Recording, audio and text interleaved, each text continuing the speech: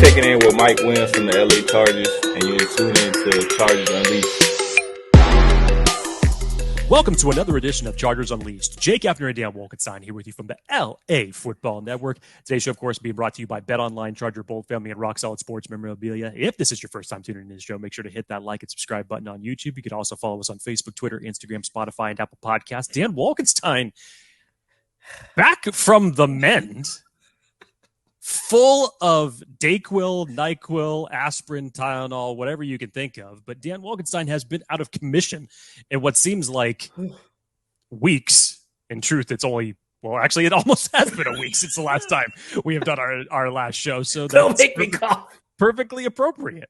But Dan Wolkenstein, if you have not seen Chargers Unleashed for a while, there was a good reason, because Mr. Wolkenstein has been under the weather for a good period of time. But we finally got Dan back somewhat today, good enough to at least do a show, and a good one at that, because Dan Wolkenstein, even in his sickness-depraved state, he has been working the phones.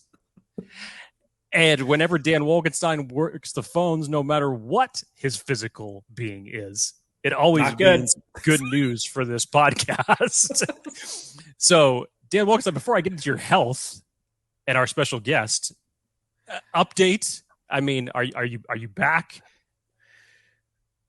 I'm kind of back. I'm as back as I mean, I feel better today than I did yesterday, and honestly, that's what matters. Because for the last seemingly forever, each day is getting worse. So I'm like, can we please just get over this? Being sick is the worst, man. I hate being sick.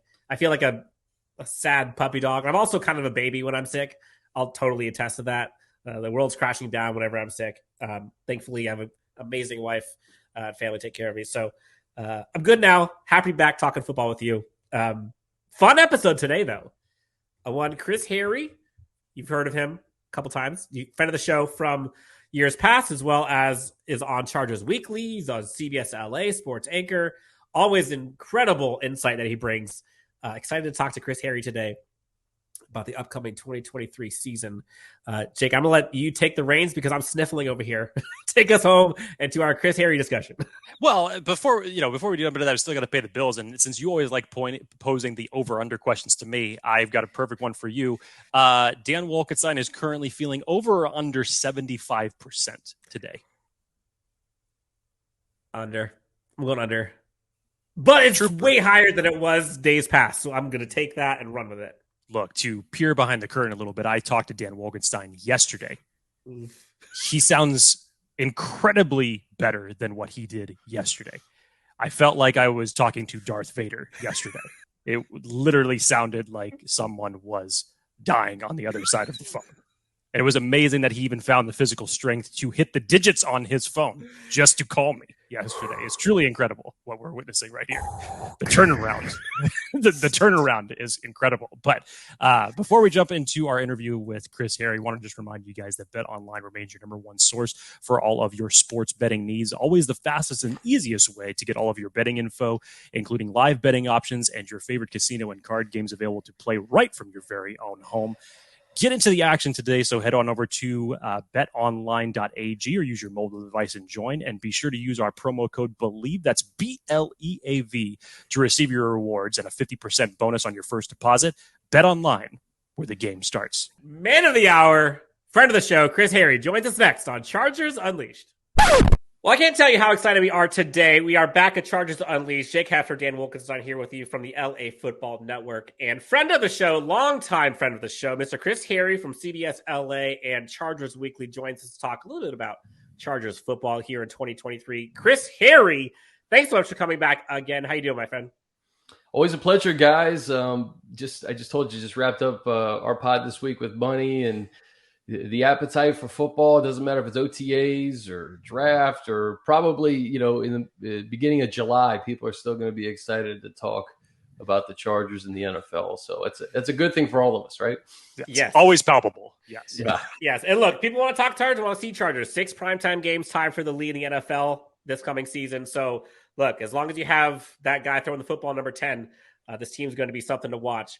Lots of stuff we want to talk to you about today. Obviously, we'll talk about Austin Ekeler and the new incentives that he just agreed to talk about OTAs, rookie minicamps, and kind of aura around this team going into the season versus maybe years past.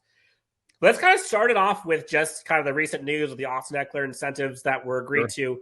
Basically, up to, I think, like almost $2 million.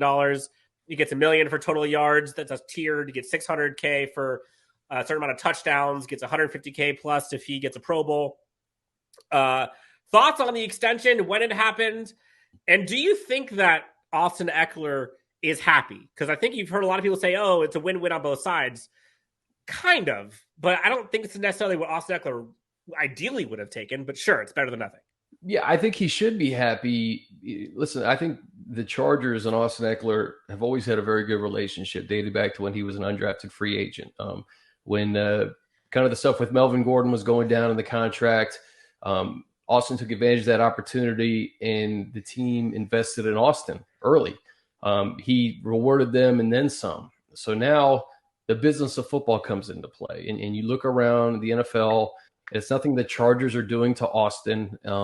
They gave Austin permission to seek a trade, and you have seen what the running back market is, and it is what it is. And we can debate that as much as we'd like, but Austin has put up fantastic numbers. He deserves whatever he can get, and this is what he can get right now. And I think right now it is a win-win for both sides, because I think the Chargers illustrated to Austin that they'd be willing to work with him to an extent. They gave him that opportunity to maximize his value in the open market. I don't know if anybody on that side particularly liked what they saw in terms of what the market was. Clearly. And now he's back, and he has some very attainable incentives if you go back to just his history playing ball with the Chargers the last couple of years. So, and it also gives him another bite at the apple next year. He should be motivated and incentivized to put up these numbers so he can maximize his value next year. And I realize that the shelf life of a running back is different. But I also think in this Kellen Moore offense, Austin can put up big numbers and also not be relied upon so much, especially in the passing game. He was targeted 127 times this past year.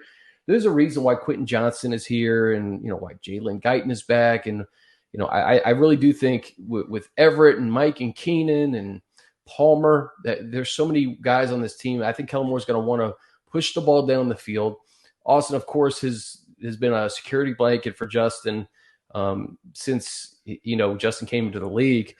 But if I'm Austin at this point, I got a little bit extra coin. I know that I'm on a team that is going to score a lot of points, and therefore I'll probably put up big numbers, and I could hit the open market next year. But more importantly, I'd like to win a couple of playoff games and maybe a Super Bowl this year. I think that's where the mindset should be for everybody on this football team right now. I'm glad you said that, Greg, because that was actually a perfect transition to what I was going to be asking next, because obviously you've covered the team for a while. A lot of emotional victories, a lot of heartbreaking losses, especially just coming off of the Jacksonville loss last year and the way that the Chargers season ended. And we've heard Sebastian Joseph Day talk about this during camp so far, just talking about it, how the team is motivated.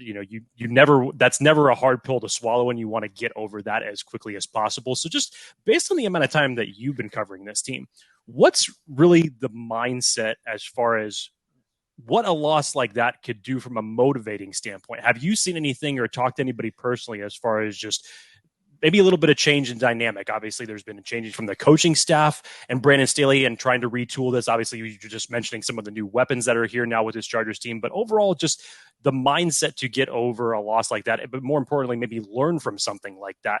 How do you see the mindset of this team coming into the 2023 season? Yeah, Jake, it's a great question, and I'd probably extend it to the fan base as well. It was a deflating loss. There's no way around it. Whether you're a player, a coach, a member of the front office, a fan, usually around this time of year, especially in my time covering the team since they moved up here, there's always something in the offseason that gets you excited about this upcoming year. Like last offseason, J.C. Jackson and Khalil Mack. The year before, I think it was Corey Linsley. The draft picks. There's always something. Justin Herbert, even during the pandemic season. This year feels a little bit different, and I think it's actually a good thing for the Chargers. We're not crowning them as Super Bowl champions. We're not crowning them as contenders that are going to go deep into the postseason. They have to show it They have to show that to themselves. They have to show that to the fans. And I kind of like the position that they're in right now, because they should feel deflated after a loss like that. You don't lose a 27-0 lead in the playoffs.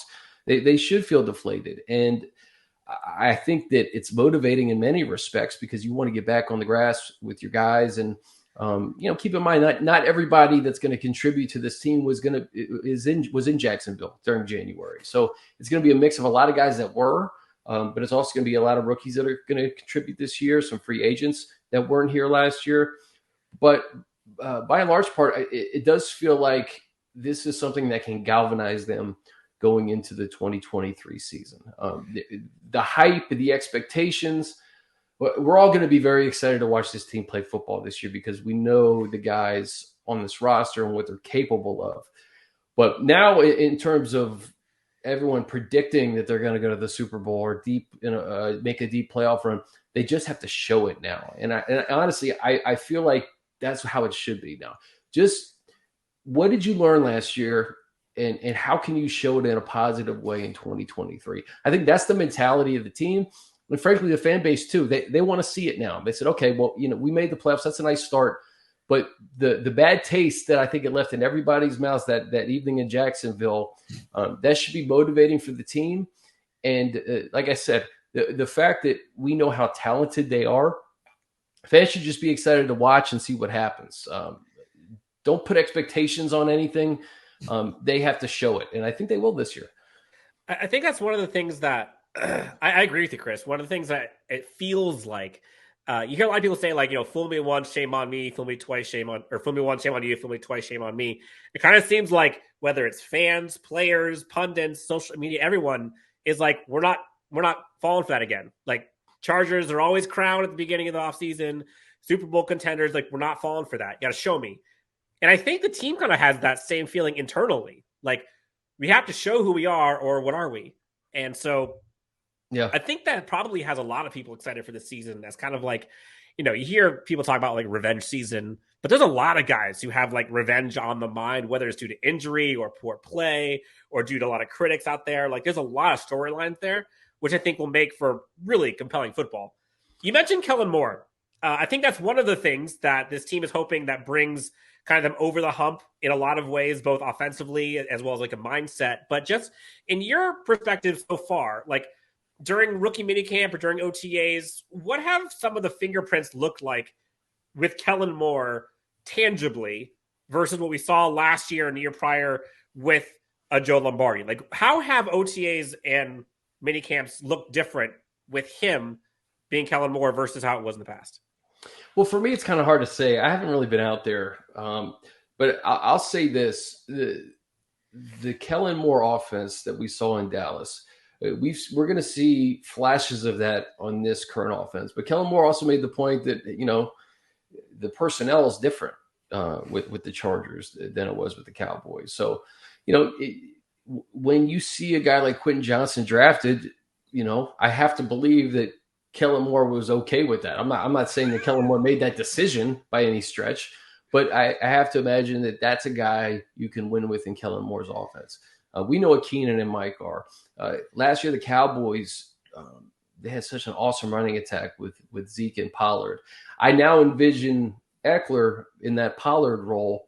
And if you look at Pollard's stats, one of the things that I want to see with Austin Ekeler this year is those yards per reception go up a lot, because again, it was just a bunch of checkdowns to Austin last year. There was a variety of reasons for that. It was the play calling. I think it was the offensive line. It was Justin's just relying on Austin, I think, to know he's going to be there. I think you're going to see a more vertical attack this year based on the personnel. And I also am interested to see who's going to be the Zeke in this offense, right? Is it going to be Joshua Kelly? Is it going to be Isaiah Spiller? Is it a guy who's on the open market? Is it Zeke himself? Who knows? But I think right now, man, it's way too early to tell what this offense is going to look like. I just know this. The quarterback is going to have the playbook down and ready to go. I mean, that's the one thing that I think all Chargers fans can count on. And, having a guy like Rashawn Slater back and having among the best centers in the game, maybe the best center of the game in Corey Linsley and Trey Pipkins back, I think the offensive line is going to be better. Just having an all-pro left tackle back and, the health of the offense seems to be in a good spot. And in terms of depth too, getting a guy like Jalen Guyton back, Joshua Palmer in his third year. I think Gerald Everett really ended the year on a high note, his performance in Jacksonville. So I'm excited to see this thing kind of take shape. It's really hard to, we're doing this May 24th. It's really hard to really quite know what it's going to look like. But I think once we get to week 1 versus Miami, Chargers fans should be pleasantly surprised. I feel like for the last 3 weeks, at some point or another, I have told Dan, it's May. It's May. It's only May. It's only May. It's hard. It's hard to, I think all fans are champing at the bit to see what this is going to look like. But again, we just finished rookie minicamp, and you hope some of those guys will contribute this year. But it's May. It's going to take some time for these guys to digest the playbook. And I think that's one of the storylines I'm looking at the beginning of September is how quickly can Kellen Moore's offense look like Kellen Moore's offense with Justin Herbert at the controls, especially those first 4 weeks when you had that week 5 bye. You don't want to start too slow and put yourself in a position where you're 2-2 at the bye as opposed to 3-1, let's say. Right. So I'm interested to see how quickly the entire collective offense can pick up Kellen Moore's system and how that's going to kind of translate when we get to September. Now, I know Kellen Moore gets all the headlines, obviously, just because of his work that he did in Dallas, coming over and pairing him with Justin Herbert and with the offensive weapons that they have. I don't feel like people are talking enough about Derrick Ansley with this team. And obviously, the Chargers really just revamped their entire defensive coaching staff it's littered with secondary coaches now. Derrick Ansley, Tom Donatello, you even bring in Will Harris out of Georgia Southern to be part of this coaching staff. We've heard some really, I almost want to just call it refreshing interviews with him, just about the type of coach that he just basically says, I can be whatever it is that the players want to be. I can be adaptable to that. In your mind, because again, you've covered this team for a while now, and you've seen Derrick Ansley out there with this team. Is there any compare and contrast just between, and obviously this is Ansley's first year coming in as defensive coordinator, but just in terms of what Ansley has brought to this team since he's been there, and in contrast with Ronaldo Hill and some of maybe their philosophies, could you possibly give an early indicator as far as what he's bringing as a defensive coordinator, and ultimately, is there any changes that you believe that he's going to bring to this defense? Well, I think the personalities may be a little bit different. Derrick Ansley is a guy who has the respect of that secondary. He could be a fiery guy. Like he said, he's an adaptable coach. And I think you need that in the NFL when you're dealing with guys in their 30s like Khalil Mack and a 20-year-old like Tuli. Man, listen, I've nailed this name except for just now. Tuli Peloso. We've all done it. That's why you just stick with Tuli. It's so much easier to stick with Tuli. No, I say the full name all the time. Deion Henley. I mean, so it's good. It's good that he can adapt to younger players, veterans, guys who need a kick in the butt, guys who don't need to be told anything. Joey Bosa was asked about him. He said, "We'll see," But then he also said that DA is a great coach, and he's had a cup of coffee with him as the defensive coordinator. So I think the biggest thing to kind of unpack here is that this is still Brandon Staley's defense. And Brandon Staley is going to be the play caller. And what Brandon Staley wants is what's going to happen. DA is going to be the kind of the leader of the defense in terms of the messaging and being in the rooms. But, Brandon Staley still calls the plays just like Sean McVay calls the offensive plays as the head coach of the Rams. So I do like Derrick Ansley a lot personally, and I do think that he can be a great defensive coordinator. I'm rooting for him, and I think it helps to have leadership like Kendricks and Derwin James and Sebastian Joseph Day, Morgan Fox, guys who know the system, guys who have been around that can pick up and help some of the younger guys and help relay the message that Derrick Ansley wants to be related. I will say, we had Deion Headley on the show, and of course, I've said his name right a million times. And he comes on the show right before we're recording, and I'm like, "Hey, Deion, how are you?" And he's like, "There's so many Dianas here, but I'm not Diana." Like he basically was checking right the door. I was like, "It's Deion." And I was like, "Of course, the one time I'm actually talking to you." Tuli Pelotu. I can say it. I can say it all day. Then fast forward into the show, he's like, a lot of people say they like you and they love what you do, but then, can they pronounce your name right? And do they know we went to school? I'm like, oh, that's a shot right at me. I owned it immediately. I was like, look, I'm the guy. I'll own it. I said your name wrong. I'm sorry. So look, I just wish that these guys have easier names to make our lives so much easier. But look, Tuli Pelotu, Deion Headley, all great guys. I got to ask you, Brandon Staley has gotten a lot of flack for, the last 2 years. A lot of successes. He's persevered throughout a lot, especially given the injuries and all the stuff that went on last year. A lot of turbulence. What have you seen from Brandon Staley? And I think a lot of people kind of lose sight of this, but like that stuff can get to you. And I'd be hard felt to think that it didn't get to him or get to the coaching staff at some point. Just how much drama there was with that team. I think they did a good job kind of keeping things kind of closed off. But what have you seen from Brandon Staley himself or the staff who's left from last year in terms of like how last season may have impacted them and maybe how that may have caused them possibly to kind of approach things differently this year? It's a great question. I don't think we'll truly know until September, but I do think that experiences like that can only make it tougher. Everybody remembers the last game of each year, right? The Raiders game in Vegas, obviously Jacksonville. If you look at the silver linings, back-to-back winning seasons, but it just felt like this team had more to give and was not able to do that. So, of course, the head coach is going to feel the brunt of that. And keep in mind, he was a rookie head coach 2 years ago. He has 2 years of experience now. I think that it takes some time to establish a culture of winning, and have the guys around you that you believe are part of the problem, are part of the solution and not the problem, right? And that's wild that he's gone through this much in 2 years. Like a second-year head coach having to deal with what he did last year. Like I didn't interrupt you, but that's that's a lot. Yeah, it is a lot, and just things you have to keep in mind too. You're going to be critiqued as a coach, but let's just call it what it is. Justin Herbert wasn't healthy last year at all, like throughout the entire year. Rashawn Slater missed the year.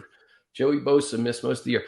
Everyone has injuries. So I'm not saying that the injuries are the reason why they didn't get to where they are. Some of it is on the coach, and all coaches around the league deal with this. They deal with criticism. You have to tune that stuff out, or you can't be a head coach in the NFL. And I think Brandon Staley's done a good job of kind of tuning out that noise and trying to focus on what he can control, and that's the culture that's building this team in his image in his third season.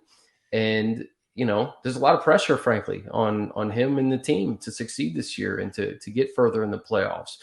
But if you're going by his first 2 years, 9-8, missed the playoffs, 10-7, made the playoffs, had a 27-0 lead. They lost the game.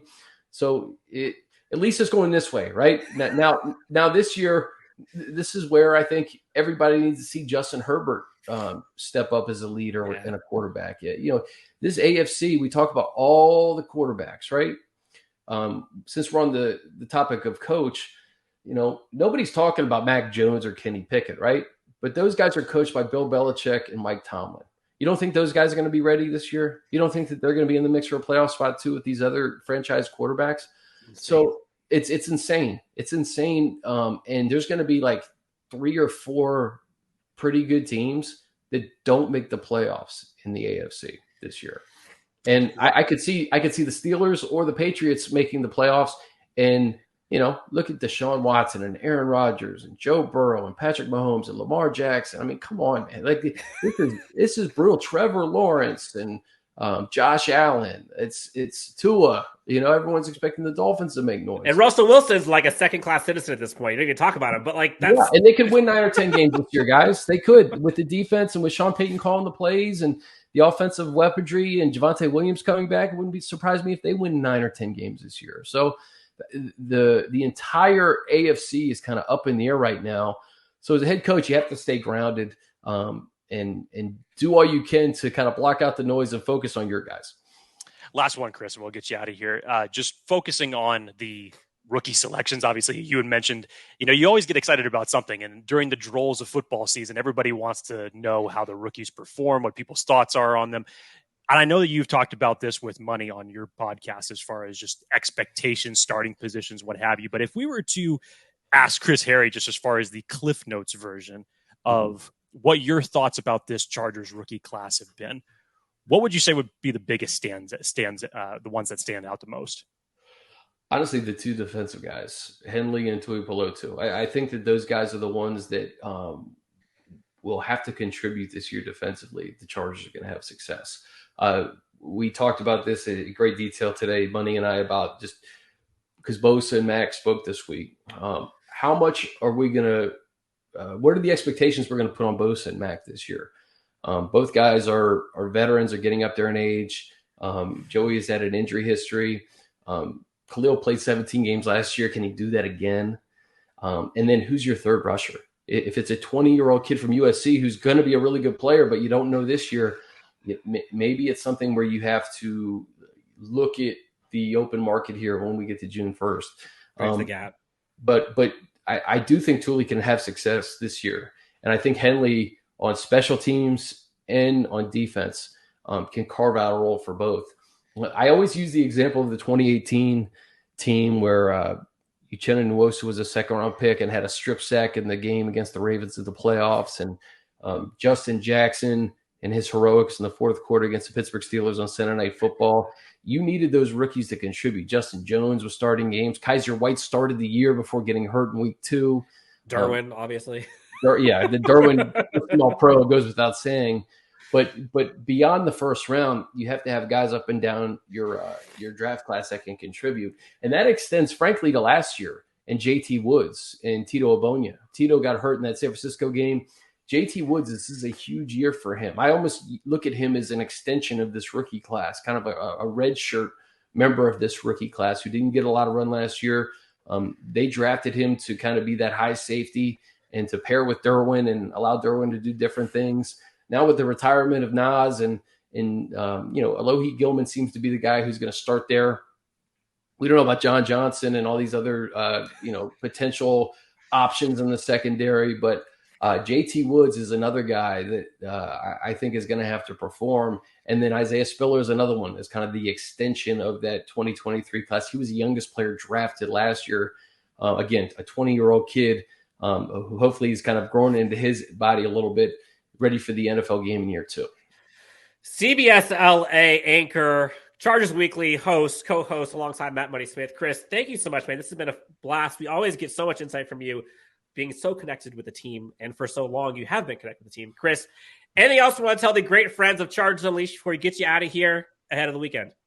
No, man, I always appreciate you guys. You do great work. Thanks for having me on. And like I said, the fact that the appetite for football is 12 months out of the year, it's good for our business, right? We're always talking yes, football, sir. Always talking Bolts football. So it should be an exciting upcoming year, and we'll see how these guys do and Brandon Staley does in his 3rd year as head coach. You all know the one and only Chris Hayre. You can find him at Chris Hayre on Twitter. Go give him a high five, give him a hug, give him a shout out when you see him at training camp. Chris, thanks so much for coming into the show. We appreciate you. We'll talk to you next time, all right? You got it, guys.